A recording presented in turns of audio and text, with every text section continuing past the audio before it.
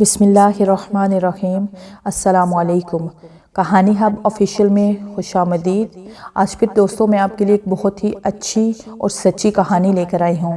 نئے آنے والے دوستوں سے گزارش ہے کہ وہ میرا چینل کو سبسکرائب کریں اور بیل آئیکن کو پریس کریں۔ تو چلیں بڑھتے ہیں کہانی کی جانب۔ ماموں یونس 4 بہن بھائیوں میں سب سے بڑے تھے۔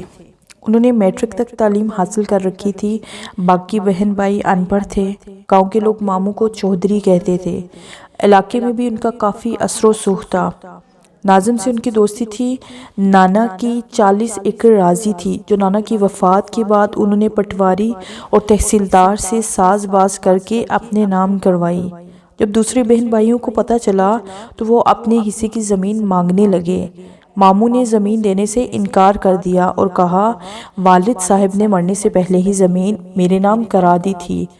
چاچو گاؤں کے چند بڑوں کو لے کر اس کے پاس گئے۔ انہوں نے ماموں کو بہت سمجھایا، یہ آپ کے سگے بہن بھائی ہیں، آپ کے والد کی زمین میں آپ سب کا برابر کا حصہ بنتا ہے، اپنے بہن بھائیوں کو ان کے حصے کی زمین دے دو، یہ بھی خوش ہو جائیں گے اور اللہ بھی راضی ہو جائے گا۔ مگر کوشش کے باوجود ماموں نہ مانے، اپنی ضد پر قائم رہے۔ یہاں سے مایوس ہو کر انہوں نے عدالت کا دروازہ کھٹکھٹایا۔ اپنے اثر و رسوخ کی بنا پر وہ عدالتی جنگ بھی جیت گئے۔ اب وہ 40 ایکڑ زرعی زمین کے تنہا مالک تھے۔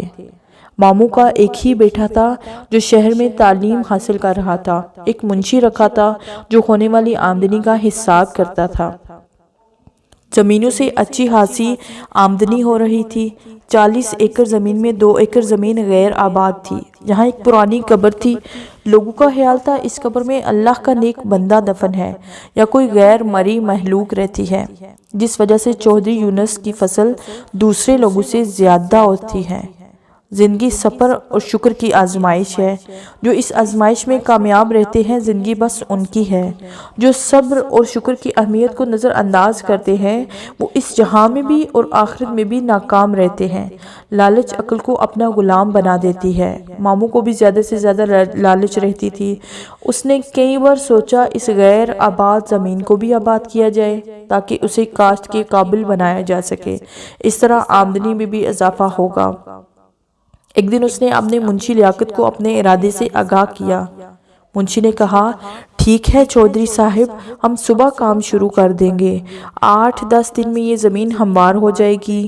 دوسرے دن جب قبر والی زمین کو ہموار کرنے کا کام شروع ہونے لگا تو گاؤں کے بزرگ ماموں کے پاس آئے۔ انہوں نے کہا اس زمین کو ہموار نہ کریں، یہاں کوئی اللہ کا نیک بندہ دفن ہے یا کوئی غیر مری مخلوق رہتی ہے، ان کو تنگ نہ کرو، اللہ نے آپ کو بہت کچھ دیا ہے، آپ نے اگر ان کو بے گھر کیا تو یہ آپ کے لیے نقصان دہ ہوگا۔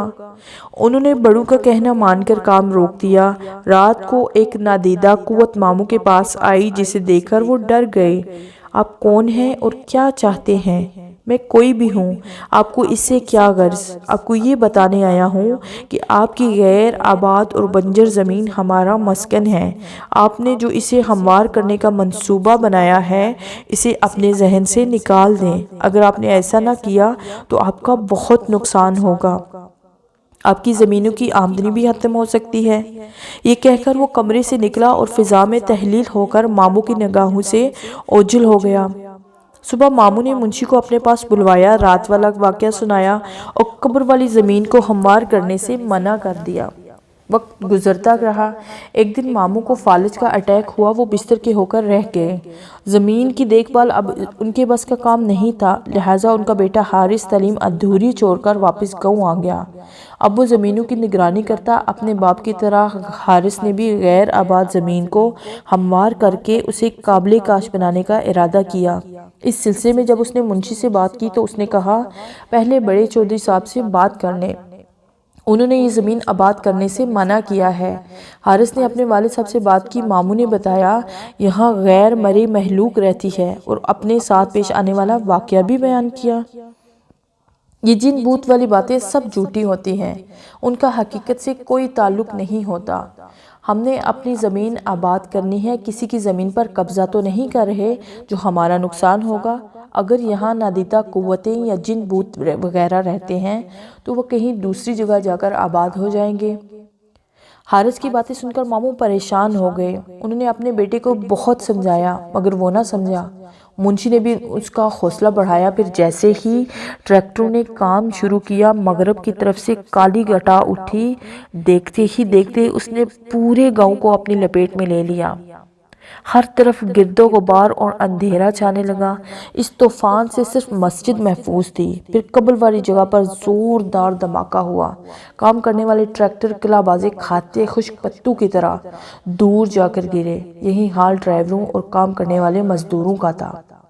ہم آج کسی کو نہیں چھوڑیں گے، ہم تمہارا نام و نشان مٹا دیں گے۔ تم نے ہمارا آرام و سکون برباد کیا، ہمارے بچوں کو مارا، ہم تمہاری نسل کو مار ڈالیں گے۔ یہ آوازیں اس قدر خوفناک اور کرہت تھی کہ ہر ذی روح کو خوف آنے لگا۔ ہر طرف آہ و بکار اور قیامت صغریٰ برپا تھی۔ ایک نادیدہ قوت حارث کو اٹھا کر چھت تک لے گئی اور پھر ایک دم ہی چھوڑ دیا۔ وہ دھرم سے فرش پر کمر کے بل گرا۔ اس کو کافی چوٹیں آئیں۔ بھلا ہو اس مؤذن کا جس نے اللہ اکبر کہہ کر ظہر کی اذان شروع کی۔ اذان کے کلمات سنتے ہی ہر طرف سکون ہو گیا۔ گاؤں کے لوگ مسجد کی طرف دوڑے۔ مسجد کا صحن زیادہ وسیع نہیں تھا کہ گاؤں کے سارے لوگ اس میں سما جاتے۔ لوگ امام مسجد سے دعا کی اپیل کرنے لگے۔ امام مسجد نے دعا کرائی، اے مخلوق خدا، ان غریب لوگوں کا تو کوئی قصور نہیں۔ یہ چودھری کے ہاں مزدوری کر کے اپنا اور بچوں کا پیٹ پالتے ہیں۔ آج بھی یہ لوگ وہاں مزدوری کرنے گئے تھے۔ یہ لوگ آپ کی بستی سے بے خبر تھے۔ انجانے میں جو غلطی کر بیٹھے ہیں، اس غلطی کی معافی چاہتے ہیں۔ ہو سکے تو چودھری صاحب کو بھی معاف کر دیں۔ یہ سب شرمندہ ہیں، آئندہ کبھی آپ کو بستی کی طرف نہیں جائیں گے۔ پھر اچانک سفید لباس پہنے ایک بزرگ سامنے آئے۔ اے آدم کی اولاد، ہم بھی آپ کی طرح خدائے بزرگ و برتر کی پیداوار ہیں۔ ہم اپنے آپ میں گم رہنے والی مخلوق ہیں۔ ہم بے وجہ کسی کو پریشان نہیں کرتے اور نہ ہی ہم نے کبھی آپ کا برا سوچا ہے۔ اگر ہم نے کسی کے ساتھ برا سلوک کیا تو وہ سامنے آئے، ہم سزا بھگتنے کو تیار ہیں۔ اپنے غریبانوں میں جھانکو، آپ کا دین اسلام تو امن و شانتی کا درس دیتا ہے۔ بردباری اور تحمل اس کے اصول ہیں، صراط مستقیم اس کی راہ ہے اور سچائی اور انصاف جذبہ ایمان ہے۔ چودھری یونس اس کے بیٹے کا کردار سب کے سامنے ہے۔ لالچ کے ہوس نے ان کو انسان سے حیوان بنا دیا ہے۔ جھوٹی شان و شوکت بڑھانے کے لیے انہوں نے اپنا حق مارا ہے، بہن بھائیوں کی زندگی عذاب بنا دی۔ جاؤ، ہم نے تمہیں معاف کیا، پھر کبھی بھول کر ہماری بستی کی طرف مت آنا۔ دوبارہ غلطی کی تو ہم معاف نہیں کریں گے۔ یاد رکھو، اس وقت ہم خوف خدا سے آپ لوگوں کو معاف کر رہے ہیں، مگر چودھری یونس اور اس کے بیٹے کو کبھی معاف نہیں کریں گے۔ ان کو ہم تڑپا کر مار دیں گے۔ ہم ان کو ضرور سبق سکھائیں گے۔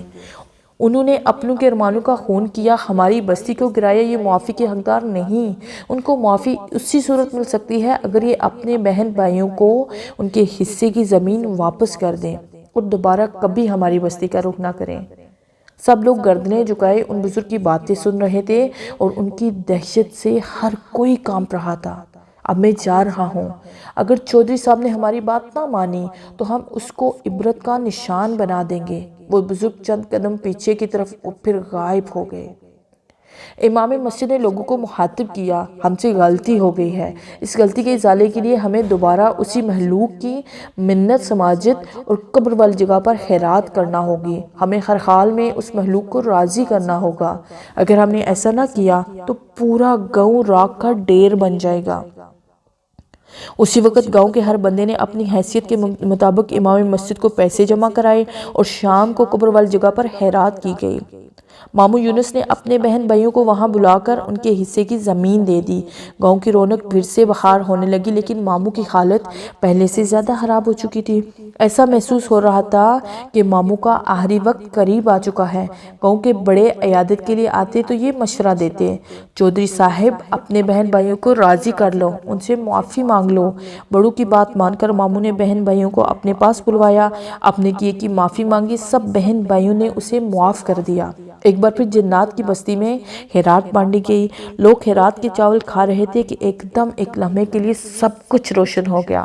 امام مسجد نے بولا، جنوں نے دل سے چودھری صاحب کو معاف کر دیا ہے۔ دوسرے دن حارث نے اپنے والد کو شہر کے ایک ہسپتال میں داخل کروایا۔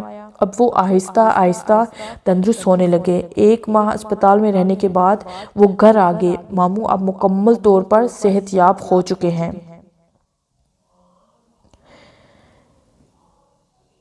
وہ لوگ جو جنات کے وجود پر یقین نہیں رکھتے در حقیقت وہ جاہل اور کم عقل ہوتے ہیں، اور ایسے لوگوں کو جنات اپنا آپ ضرور دکھاتے ہیں۔